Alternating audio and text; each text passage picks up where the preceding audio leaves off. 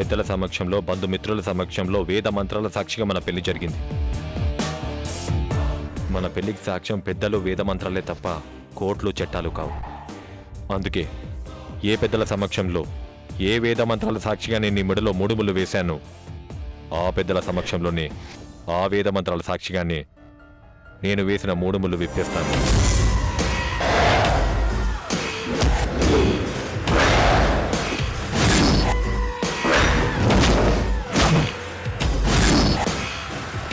మనం ఏ విధంగా ఒకటయ్యామో అదే విధంగా విడిపోదాం. పిచ్చి పిచ్చిగా మాట్లాడకండి. ఎవరికి నచ్చినట్లు వాళ్ళు విడిపోదాం అంటే కుదరదు. విడాకులు తీసుకోవడానికి కొన్ని రూల్స్, రెగ్యులేషన్స్ ఉంటాయి.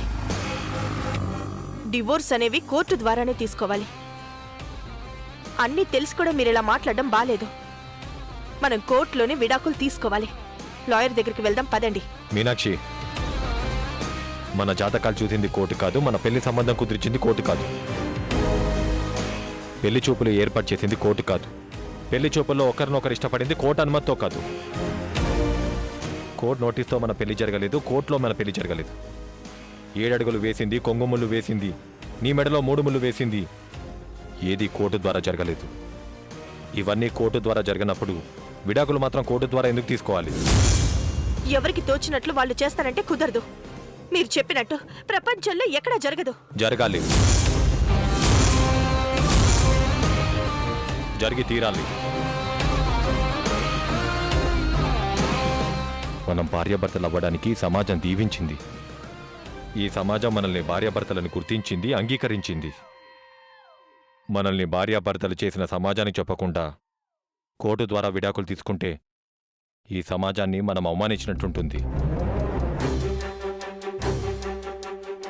సమాజం దృష్టిలో మనం భార్యాభర్తలైనప్పుడు మనం విడిపోతున్న విషయం కూడా సమాజానికి తెలియజేయాలి. ఇవ్వడానికి ఒప్పుకున్నప్పుడు అమ్మ అడిగినట్టు ఇచ్చేయచ్చు కదా. విడాకులు ఇస్తే మేం సంతోషంగా ఉంటామని అమ్మ చెప్పింది కదా. మేం సంతోషంగా ఉండడం మీకు ఇష్టం లేదా? అమ్మ సంతోషంగా ఉండడం కోసం ఏదైనా చేస్తానని మీరు చెప్పారు కదా. ఇప్పుడు ఎలా మాట్లాడతారేంటి? జై, పెద్దవాళ్ళు మాట్లాడేటప్పుడు నువ్వు మధ్యలో మాట్లాడకూడదు. ఎందుకు మాట్లాడకూడదు? అమ్మకు విడాకులు ఇవ్వడం మీకు ఇష్టం లేదు, అందుకే మీరేదో ప్లాన్ చేస్తున్నట్టున్నారు. లేకపోతే ఇలా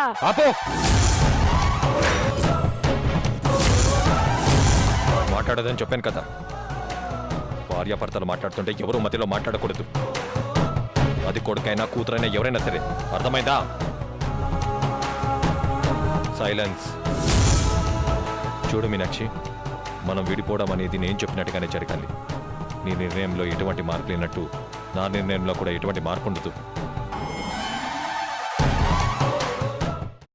అమ్మా, అలాంటి వాళ్ళది నిజమైన ప్రేమ కాదు, అది వ్యామోహం. ఎగ్జాక్ట్లీ చిన్నత్త, నిజంగా ప్రేమించుకున్న వాళ్ళు అలా చేయరు. ఎంత మనసు విరిగిపోతే కన్న కూతుర్ని పట్టుకొని మా దృష్టిలో చచ్చిపోయా ఉంటుందా తల్లి? అది సరే అమ్మా, తన కూతురుతో తన మాట అనేటప్పుడు ఆమె మాటల్లో వ్యథ, కళ్ళల్లో బాధ గమనించావమ్మా? పెద్దబాబుకు బర్త్డే విషెస్ చెప్పు కూడా వెళ్ళాం కదా. ఊరికే ఎలా కాలిపోతుంది? మంట పెడితేనో పడితేనో తగలబడుతుంది.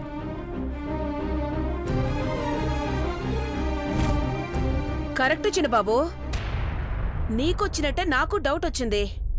పార్వతే షర్టును తగలబెట్టిందనుకుంటా.